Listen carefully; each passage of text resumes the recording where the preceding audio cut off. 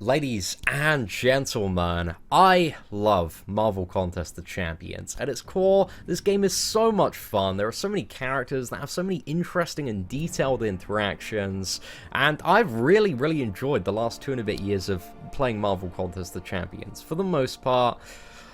But yesterday, Kabam crossed another line, man, and it's just a line that's such a shitty line to cross, and they just keep on pushing and pushing and pushing this year, but I feel like yesterday that line was a little bit too much for myself and a lot of other people in terms of the way that they feel like they can treat the Marvel Contest of Champions community.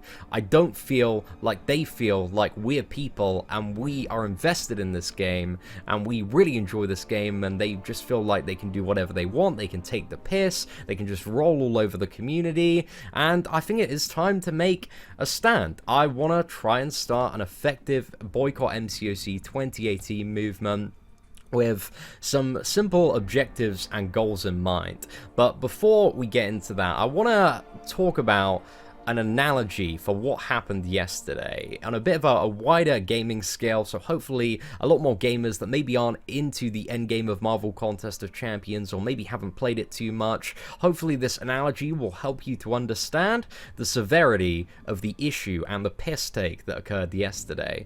So for this analogy, we're going to go to vanilla World of Warcraft, or you could, replace this with any MMORPG. So you're playing in vanilla World of Warcraft, right? You've got an alliance, and a new piece of content is coming out, Molten Core, ladies and gentlemen.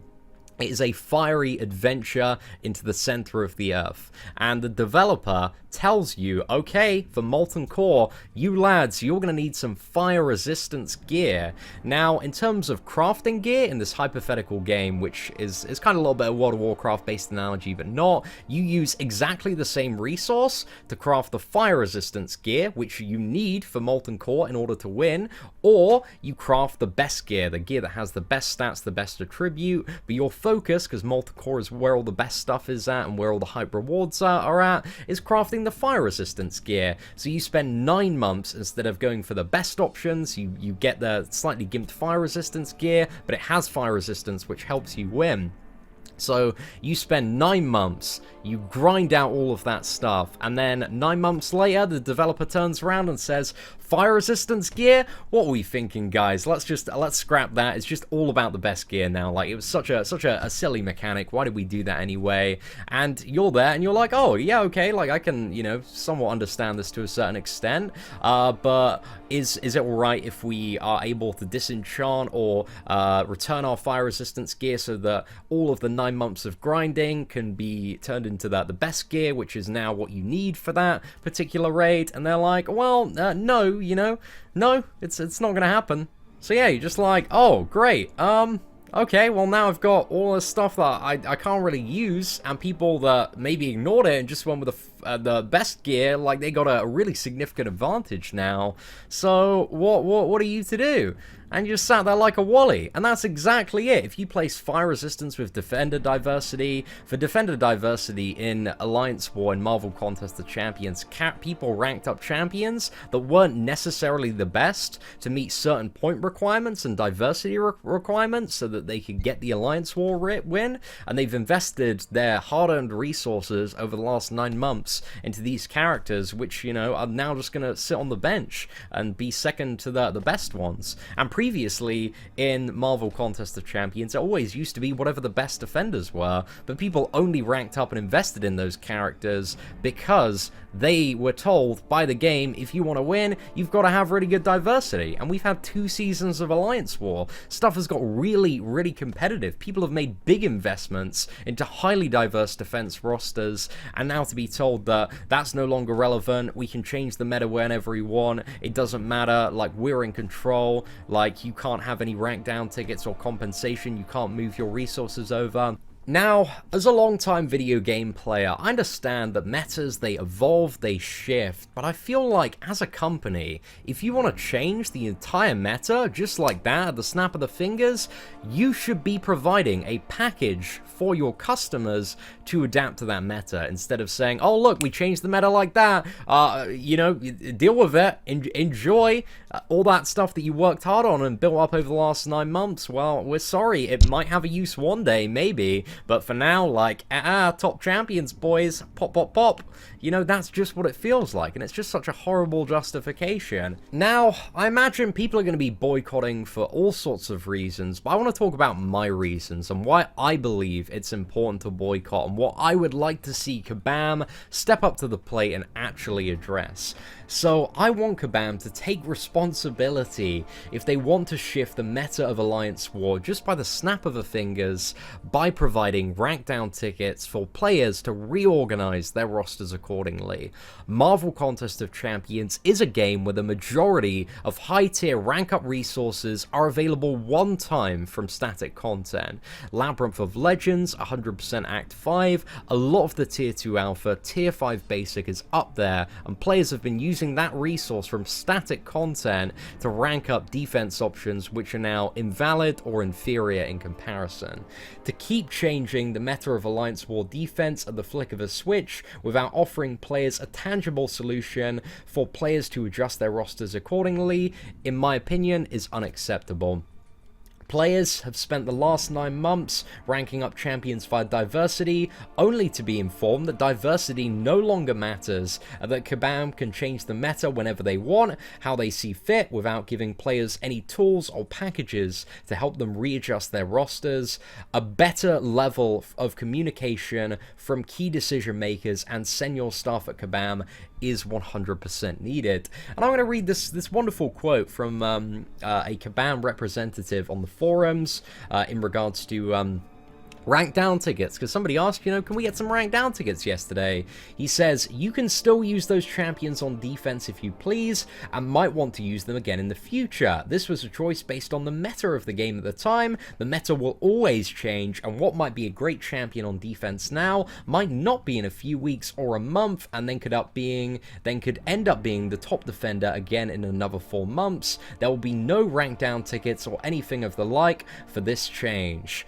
I think this response of, you made the decision at a point when you thought the decision was best, but the meta changes, is completely invalid by the fact that Kabam forcefully changed the meta from X to Y instead of a gradual transition. I do understand that metas evolve over time and they shape, but this is a very, very forceful change to the entire meta of Alliance War Defense.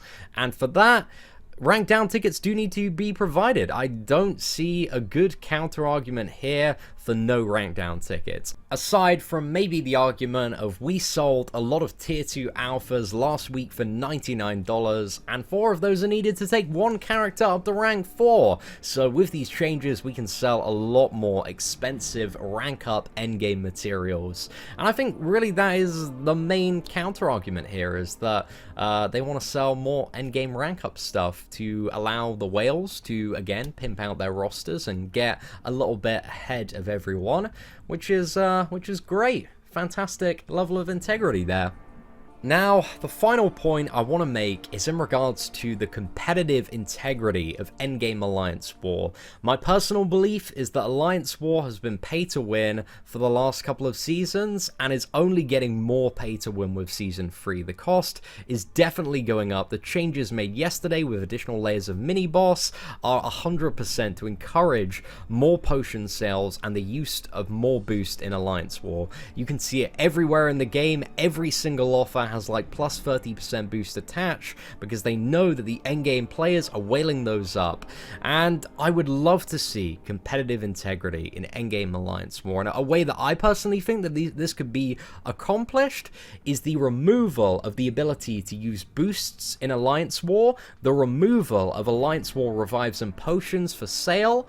Upon entering any Alliance War, every player is given the same amount of revives, potions, and boosts to clear their path with. It is a level playing field between everybody that enters Alliance War. And we also need to clamp down on endgame alliance war piloting. But the main thing is, there needs to be a level playing field, because it's completely pay to win at the moment. It's the highest form of competition in Marvel Contest of Champions, and it's just dominated by a spend fiesta. And I know what you're saying, Seatin, I know what you're saying right now. Kabam, like, if they remove pay to win from Alliance War, how are they going to make money? And this is actually a really good question. So, if paying is removed from Alliance War, Kabam are going to have to rely on the money from featured hero crystal sales, which we know, you know, it's just drips and drabs there, not like people are spending hundreds of thousands on every one. The sale of rank up resources, tier 1, tier 2 alphas, tier 4 basic, tier 5 basic, a sale of gold, which I'm not super happy about, but has been really, really pushed this year. The sale of exclusive trophy champions like Gold Pool and Vision, which, you know, Vision, tons of people drop $500 for, and Gold Pool people drop thousands and thousands for. Static content, Revive and Potion sales, energy refills, masteries, awakening gems, and yeah, the milking is really endless on those fronts. But when it comes to Endgame Alliance War, can we just have a mode of gameplay where it's just about the player's ability to play and work together as a team, a mode of gameplay that has actual competitive integrity, and not one where you can throw down like hundreds of dollars every Alliance War to get a huge statistical advantage and be able to buy some really fat boost and potions. So yeah, that is just the most annoying thing about the endgame of Marvel Contest of Champions. It's just all about money when it comes to those Alliance War matchups. So disappointed, man, very, very disappointed. But ladies and gentlemen, how can you be effective, or at least help Kabam move in a better direction? Because we need to show them that the community is not happy. And again, you might agree with some of my reasons today, you might not, but I can bet my bottom dollar that there is some stuff that you are currently very unhappy with in the state of Marvel Contest of Champions. The first thing you need to do is rate Marvel Contest of Champions on the Apple and or Google Play Store and leave a review with your concerns about the current state of the game. The second is you've got to leave your feedback on the current state of Marvel Contest of Champions on the official forums, but keep it as constructive as possible. You want to have, you know, nothing that's having personal attacks at Kabam on the forums, or it's just going to get deleted and they're going to ignore it. So keep it constructive, lads. Number 3 is you've got to tweet your feedback on the current state of Marvel Contest of Champions with the hashtag Boycott MCOC 2018. Again, keep it concise, keep it constructive. Number 4, send in a support ticket with your feedback on the current state of Marvel Contest of Champions. Keep it concise, keep it constructive.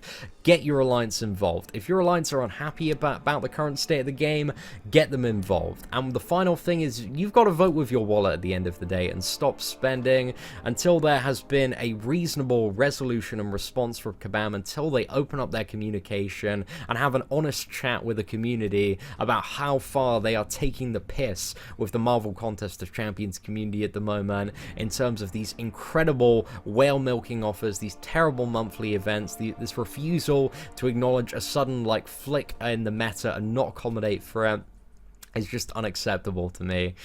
I feel like games like Fortnite, where they have a great level of communication with their players, where they're actively engaged in the community, have been first-hand case studies of exactly how well your game can do, both in terms of the community, the scene around it, the revenue that your game is making, to just be as good as possible, be the best possible game you can be to the widest amount of people. Marvel Contest of Champions has so many ways that it can make money that doesn't need to interfere in the competitive aspects of the endgame. There's so much stuff that you can do, and I just want to see Marvel Contest of Champions be the best it can be. But anyway, ladies and gentlemen, I imagine there are going to be so many different opinions on the boycott and what people are boycotting for, but get it across. Send your feedback across to Kabam, vote with your wallet. Ladies and gentlemen, thank you very much for watching, take care, and have an absolutely fantastic day.